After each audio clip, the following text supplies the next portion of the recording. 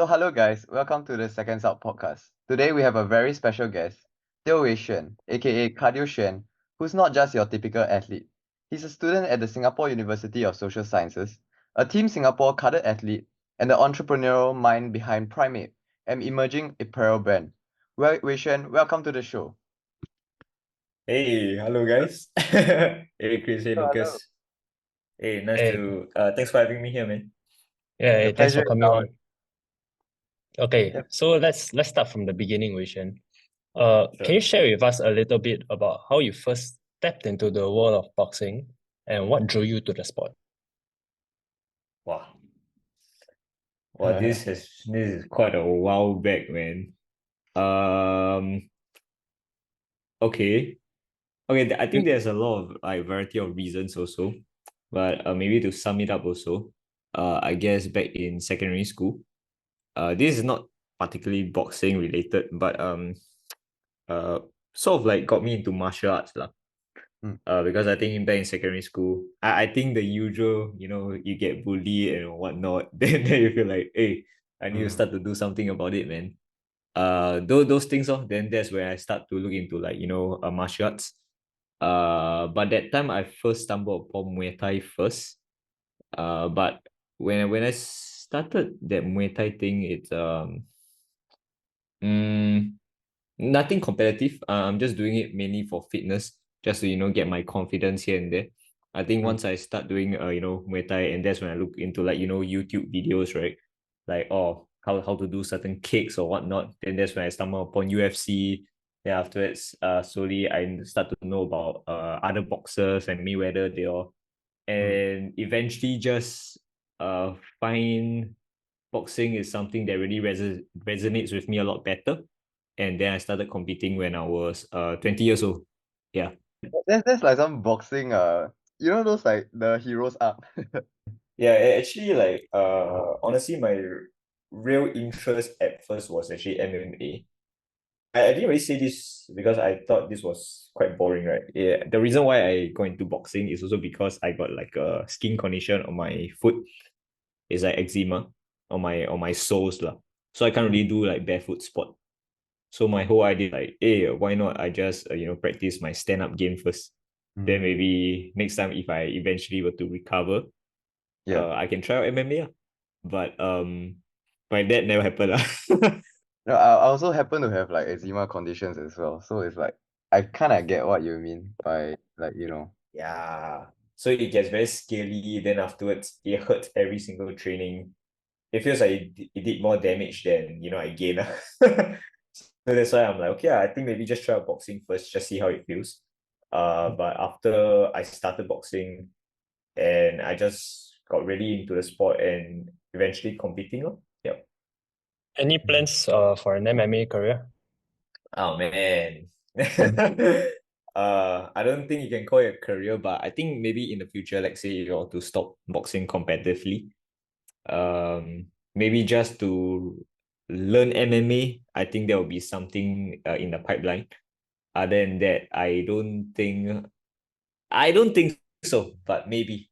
I feel like maybe it really depends how old I am then. Yeah. Imagine wearing 4 ounce gloves. Oh sheesh. Yeah. Yeah, I can't imagine that, man. But it will be fun. I feel like many like in especially in Singapore, like from the secondary school, primary school, Yep. like the way our education system works, we do tend to come across like Mm. like hurdles in life lah, like for your case and my case included, like bullies, they come and Mm. go, but it's what truly, like in a way it's like what truly shapes you in the end, like to build that Mm. confidence. Mm. I think that's something that, yeah. Yeah, yeah, yeah. So, I definitely see that also. Hmm. But I like, maybe let's go on to the next question. And like, I like how Sure. from there you started building your athletic career. But understand that you're a student now as well. So juggling an athletic career with academics is like sort of like no small feat, you know what I'm saying? Like, so like Hmm. my real question is like how do you really manage your time nowadays, like between training for this Olympic qualifiers as well as your studies Yeah. in SUSS, right? Yeah. Okay, because on top of that, I also have a full-time job. But luckily, for maybe just for context sake, my job is more of like very sales and commission based also. So I have that control of time as well, in certain extent lah. So usually I will always plan my trainings and my work, my school on a weekly basis. Like every Sunday lah, I will do this thing where I will just look at my calendar and I'll just put whatever is my priority first, right? Which is trading. I always plan the trading first. But let's say if I got any work calls or whatever, right, that is really planned, I'm like, okay, sure, I have to work around that.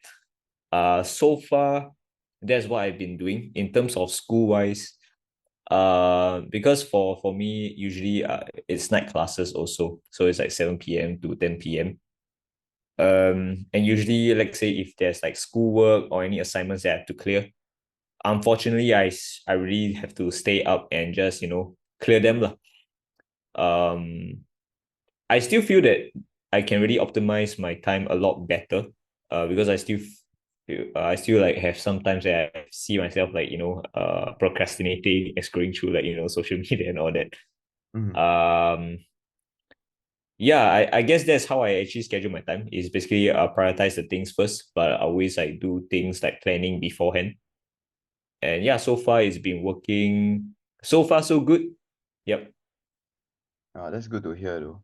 I think if I'm Mm. not wrong, Chris is also taking on a full-time role right now, right? Yeah. So I can sort of understand. But building off that, I would like to move on to Prime Ape, your apparel brand. Just like to Mm. kind of understand what inspired you to start this venture and how does it feel, blending your identity as an athlete and entrepreneur in this venture? Okay. Okay, I think perhaps why I start off is also because I always have this thing where I want to run my own business in the future. Primary is just like more of like a testing ground for me, like to really start to learn how to start up a business. How can I do the marketing? Maybe learn the whatever legal stuff I have to know.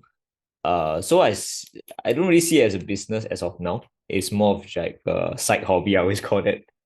And I think when I start to blend things that I like, which is like boxing or fighting, uh, it gets it feels very natural.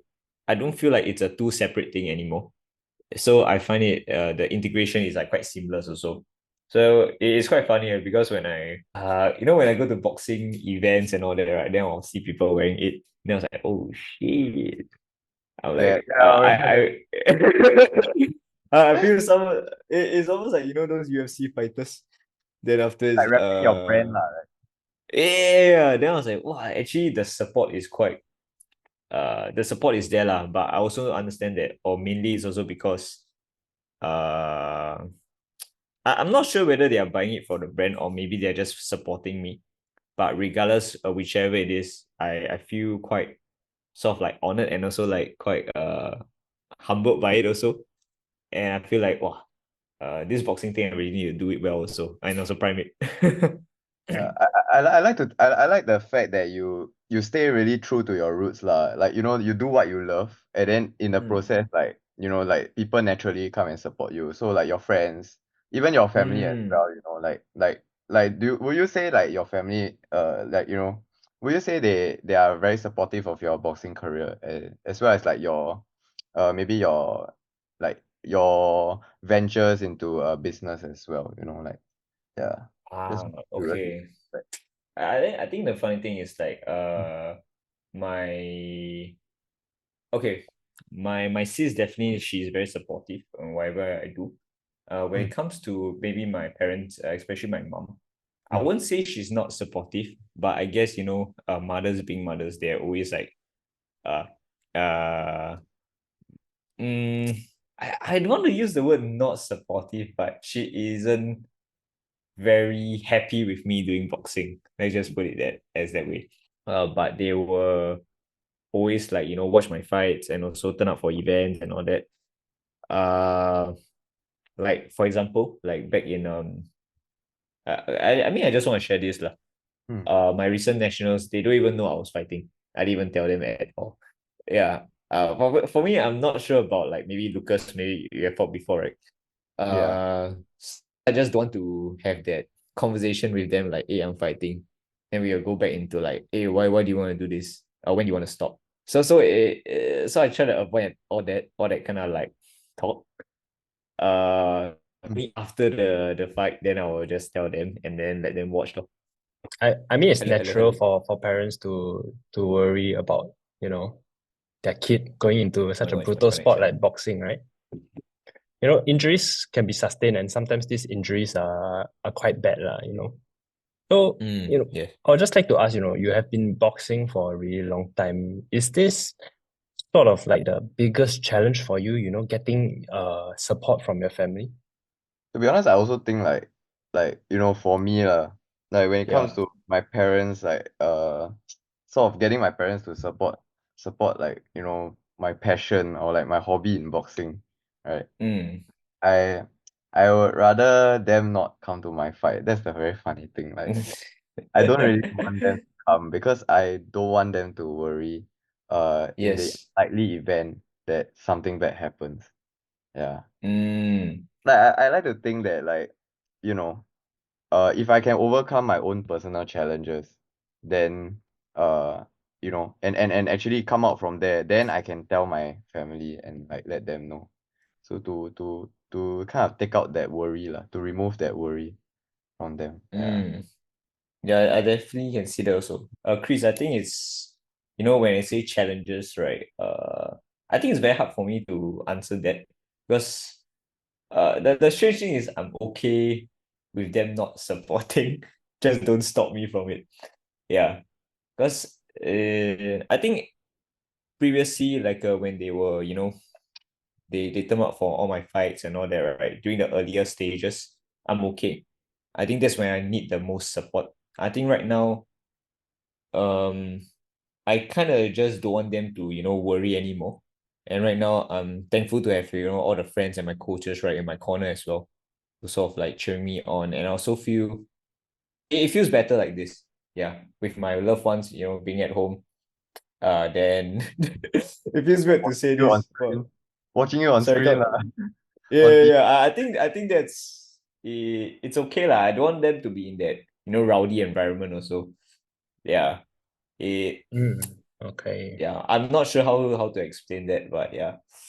Yeah. But I really like how like you're not just focused on your own successes lah. You're still aware of the people around you, who like the people who have led you to this stage, like it's Mm, how to say, it's almost like a testament to your work ethic, lor. Like I guess it's good to see that you're appreciative of like, the the things around you lah. Similar to mm. how like Conor McGregor even like with his support system with like when things weren't as nice as they seem now, but the people who Yes. were there to build the foundations, yeah.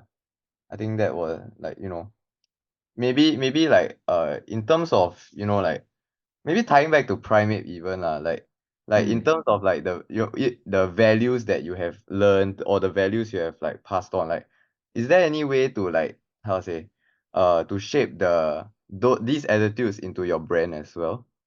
I mean it's more of like really like what does your brand stand for when it comes to you know you as a priding yourself as an athlete lah, yeah.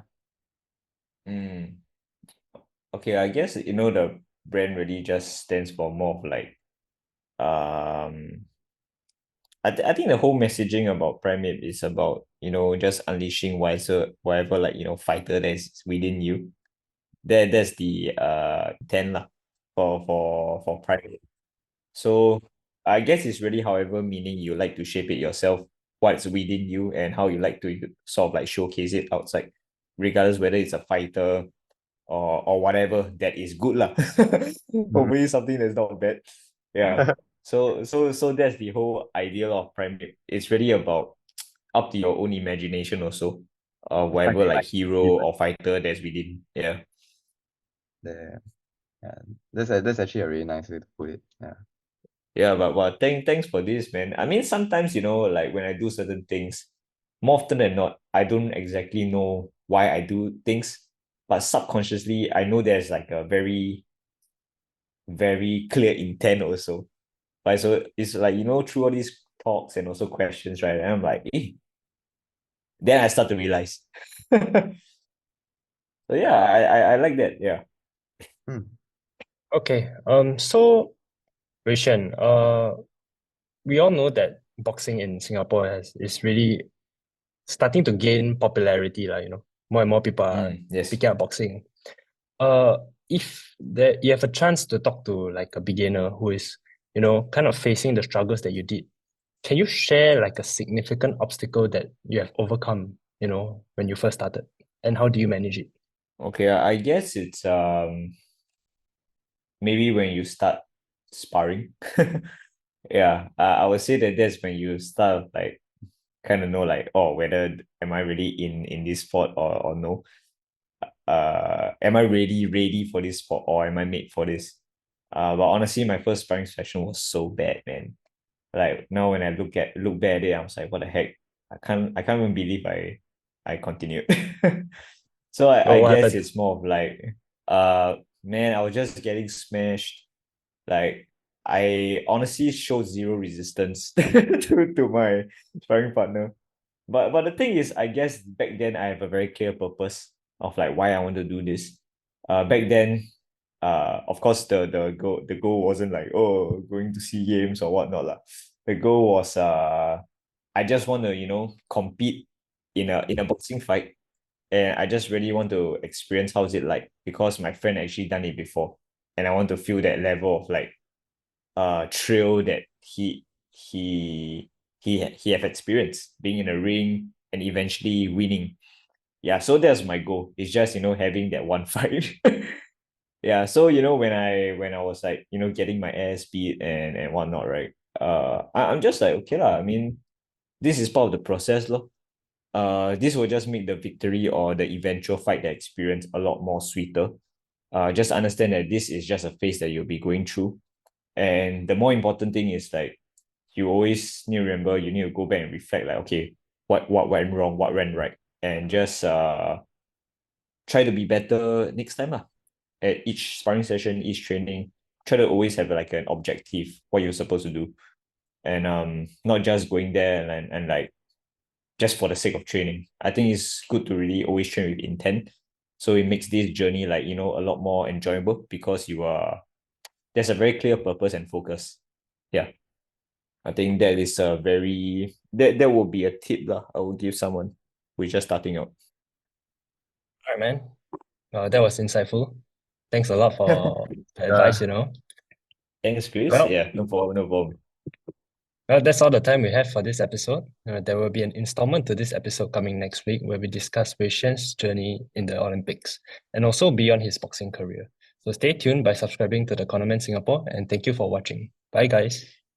Bye. Bye, guys.